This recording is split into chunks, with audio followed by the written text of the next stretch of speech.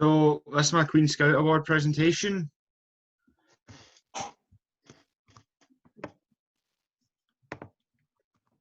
So these are my ICB lists. So I've previously completed the Platinum Award and I've also completed the Diamond Award. So for my Platinum Award, for my environmental, I helped with undergrowth on off-grid kids outside the Scout Hall. I cleared the undergrowth and allowed them to have paths so that it was safer for them to play. For my international, I also attended Brum Jam as a participant. For my Diamond Award, I was a volunteer at the European Championships in 2018. I was a flag carrier, which meant I went out in front of all the cameras and I raised the flags of the winning nations. For the community, I ran a cub activity at one of the cub camps we've hosted. I ran chariot racing, and in that time, I taught them how to tie all the knots for chariots, and I taught them how to square lashings. It's just many of the knots that we taught them.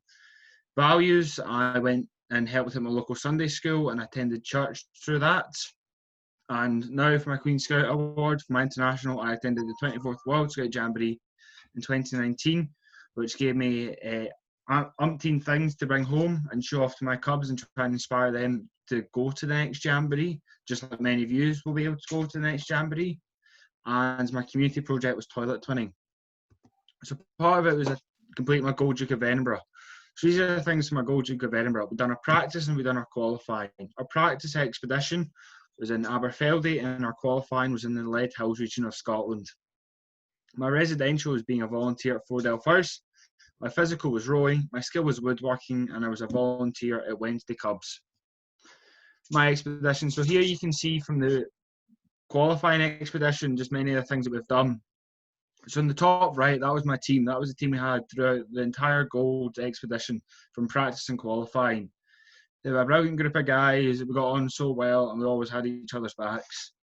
On the bottom right, we've got us in one of the mines. That was our aim for the expedition. Our expedition aim was to see how the mines had affected the local landscape. So we actually ended up going into one of the mines and we got a guided tour. We also had the meals, which was on the bottom left. We had a vegetarian in our group, so we had to make sure that we were catering for his needs. But we also decided to cook as well. Even though it did bring a wee bit more weight, it just tasted a lot nicer than boiling the bag stuff. So we ended up going with a chilli. We also had a curry and we had pasta, all brilliant meals. And on the top left, that was our entire team on the last day for dinner. So leading up, it's a 12-month lead up. So these are just the 4 things that I've done. So we've got the Cubs. That's just one of the Cub camps that I attended with them. We've done many activities. We've done high ropes. We've done campfire building. They overall had an absolute blast, and I really enjoyed attending it too. We also have rowing. That's me on the rowing machines. I didn't really knew rowing was going to be such a big impact in my life until I actually started doing it. It was brilliant. I enjoyed every moment I'd done with it. It got to the point where our person who had been organising the rowing club took us to the Scottish Rowing Championships for the schools, and I was fortunate enough to come 11th place for the S6 boys. We've also got the site vehicle for Fordell Firs. This was just one of the many things that Adam, everyone I had done. We went round site clearing where we took any scrap woods or any rubbish that was lying about and we helped clean up the site. We also helped to maintain it. We also took part in different activities like groups that came. There was also a camp going on, so we also helped out with that. And woodworking as well. Woodworking, I thought would be a very useful skill as I'm wanting to become an engineer later on in life. So I needed to get used to working with tools and working with my hands. So I found this was a brilliant way to do it. It got to so much so that I was able to teach the skills that I had learned through woodworking after school to the Cubs. So I taught the Cubs how to make bird boxes, and I've also taught them how to make a big bug hotel. And the big bug hotel is now where the off-grid is now in the area where the off-grid kids play. So that teaches a group of kids about nature. So my international was my 24th World Scout Jamboree. So this Jamboree was held over in West Virginia. So we can see a picture of the site. It's absolutely massive. It held 55,000 scouts and guides from all across the world. It was a 14-day event, which was absolutely brilliant, and we got so many new experiences out of it. So the lead up to the Jamboree, we had a selection. So the selection only was one night, and we were over in Auchengillan. This selection was where the unit leaders selected members who they thought would be the most appropriate and best suited for them bringing to the Jamboree. They were looking at things like team building, teamwork, and communication and leadership as well. So once we've been selected, there was 4 training camps. This was just so that we could get to know our unit. We got to pick our unit colours, which was red, and our unit name, which we were called Clyde's Hot Scots. So we had 4 training camps. These 4 training camps were at Auchengillan, and we also had one in Aberdeen, which was a mystery trip. And we had 2 full Scottish unit camps. So every unit from Scotland who was attending all came and had a weekend camp, so we got to know everyone. I remember on the second all-Scottish camp in Megarney Outdoor Centre, we had a big, huge game of rugby with all the Scottish units. That was an absolute blast. So we've got Bear Grylls there, who's our chief scout. He attended the World Scout Jamboree and he came and gave a big speech. We've also got on the bottom left, my friends and I, before we actually left. This was taken in the 1-to-1 Scout Hall. We've also got my brother and I on the top of the Rockefeller Centre in New York, which was the first place we ended up landing into after our 6-hour flight. We also had our tents, which you can see there on the top right, which was on our subcamp D4. It was absolutely brilliant. It was very warm. And on the bottom right, we've got the unity between Scotland and Malaysia, which was just a unit we made friends with. So after we came back, they gave a talk to the Beavers and the Cubs.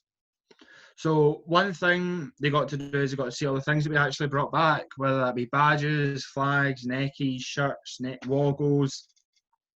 And we gave them a talk about what the Jamboree was actually like and what we'd done before and after the Jamboree. And another thing we got to talk to them about is the next few Jamborees. So the next Jamboree is in 2023. And if you can see in the background of the middle photo, is in South Korea. And this Jamboree is accessible for the younger scouts who've just joined us. Jamboree is an absolute brilliant and amazing thing to go to, and it's one of the things I will never forget in my life. But in this night, they got to ask questions, and they got to see all what we brought back. And from what we've seen, they all really enjoyed. So my community was toilet twinning. So toilet twinning, as you can see at the bottom, is the charity numbers. So who are they? Toilet Twin is a Christian. Let me start off with a question. How many people in the world do you actually think don't have access to toilets? Because when I seen this number, I was absolutely gobsmacked. It's 2.3 billion, which is approximately a third of the world's population. So what this charity does is this charity's aim is to try and reduce that number, because most people who don't have a toilet end up using streams or farmland, and this can pollute it and then make massive health hazards. So this is a Christian charity, as you can see by the cross. It's more so targeted toward people living in poorer communities who don't actually have access to clean toilet facilities. So they're doing this because some of the stats I've been reading about, on average, a child dies every 2 minutes from poor sanitation. Or women and girls die quite often at night because they can't have to walk to the toilet, so they get bitten by snakes. But their main target is women and children, because they have to do a lot of things around the house, which can lead in unsafe environments. There's also periods as well that they have to take into consideration. And period poverty is a massive, massive issue. So just right now, the Scottish Government have been giving out free sanitary products, but over there that's not available. So what they do is they'll go over, as well as just building the toilet and giving them safe drinking water, they're also educating them on hygiene and also educating them on periods and how to deal with them properly. So my involvement, I got involved because, like everyone, we all take everything we have over here for granted. So I wanted to try and help people who might not have what we have, like security, fresh water or privacy. I've been doing this for several years now. The lady in the middle is a brand ambassador, so I started off by getting into contact with her, and she was able to talk to me about what she was doing and what her church was doing to help this cause. So what we done is we agreed that she would come to a cub night. She came to the Wednesday Cubs a few years ago, and she came and gave a talk about her experiences. When we'd heard all this, all the Cubs had all agreed that we would twin a toilet. So what we done is we used the Smarty tubes, just like we can see here, and you can see on the screen. What we done, we filled them up with 20 pences. We found that we can get £12 out of a Smarty tube, and the Smarty tubes were quite cheap to buy as well. So we were able to give all the Cubs a Smarty tube each. So what we've done is after a few months, we came back and we got all the Smarty tubes that the Cubs had filled up, and we were staggered by the amount of money that they were able to raise. So once we'd done that, we teamed up with the church and we twinned a toilet. But during that time with the flyers, we were also handing them out in the local community to try and spread awareness about it. So here we've got a message from the brand ambassador who was actually going to come to the Explorers and talk to you, but she's going to talk to you tonight about it. I first heard about toilet twinning through a pamphlet from Inside Tier Funds magazine. It told me that 2.3 billion people didn't have a safe toilet to go to. That's a lot of people, considering the population of the world is 7.63 billion. It's almost a third of the population of the world. It's quite staggering. I wondered if I could do something to help. So 6 years ago, I spoke to my church members, and I'm delighted to say that the congregation began to support this project. We're now twinned with 9 schools and 20 families. And I'm very grateful for the people, their generosity over the years, and it's still going on today. I think that toilet twinning and their partners are doing a wonderful job. A simple thing like a toilet can bring so many benefits to families. They have the time and energy for farming more, meaning their families are much better fed. There's less sickness, so they don't have to spend money on medicine. So that's saving money, and the money that they have, they then spend on education, educating their children, which in turn help them to be out of poverty. I spoke to 121 Clarkston boys, the Cubs, about toilet twinning, and they decided to support this venture. They set about raising funds so that they could twin the Scout Hall's toilet. They achieved their goal, and there is now a family benefiting from having a toilet of their own. It is great to be able to help other people with such a simple thing as a toilet, and the benefits are tremendous. So what we have actually achieved so far.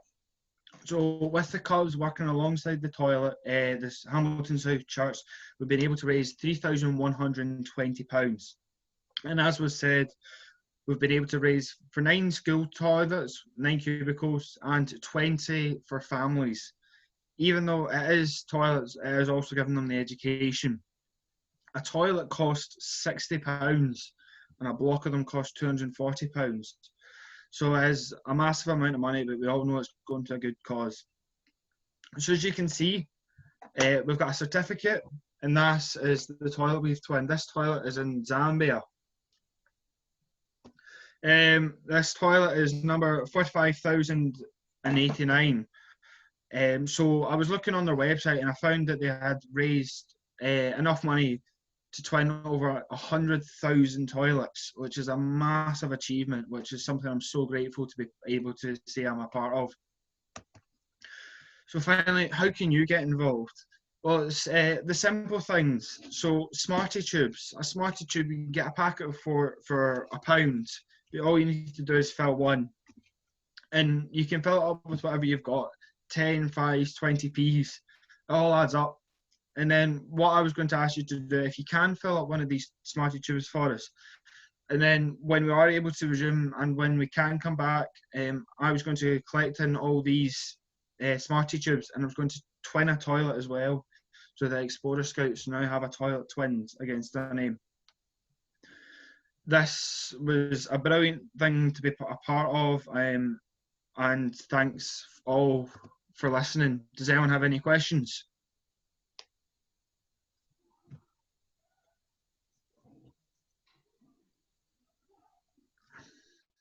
Adam, are they all earth toilets?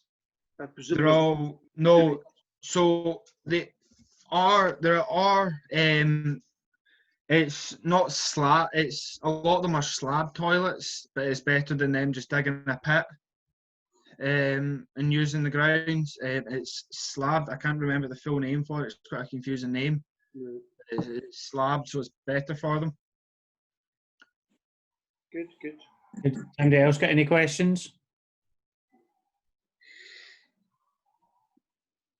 No, I thought that was really interesting. And as you saw from Adam's presentation, so he went from talking about his Jamboree experience and how it was benefiting him and, you know, coming from his point of view, but then he also finished with something that he has given back to not scouting, but a completely different organisation that he came across and has done a really, really fabulous amount of work in raising funds and you know, taking that forward. And bear in mind, he's not just stopped there. He's just had his sales pitch there, and he still wants to continue this on. And by the sounds of it, he really wants to still continue with this. It's not just something that's going to stop. It sounds as if something that's really kind of hit home and something that he's going to carry on for the future. So that the Queen Scout Award is very much, it's a personal award. It's a massive, massive achievement for yourself. But at the same time, you can see the impact that it has and the implications that it has through the work that you do in order to achieve it. All the work that goes into it is not just for yourself, it is on behalf of the community, which is what we need to focus on as Scouts for making a better world.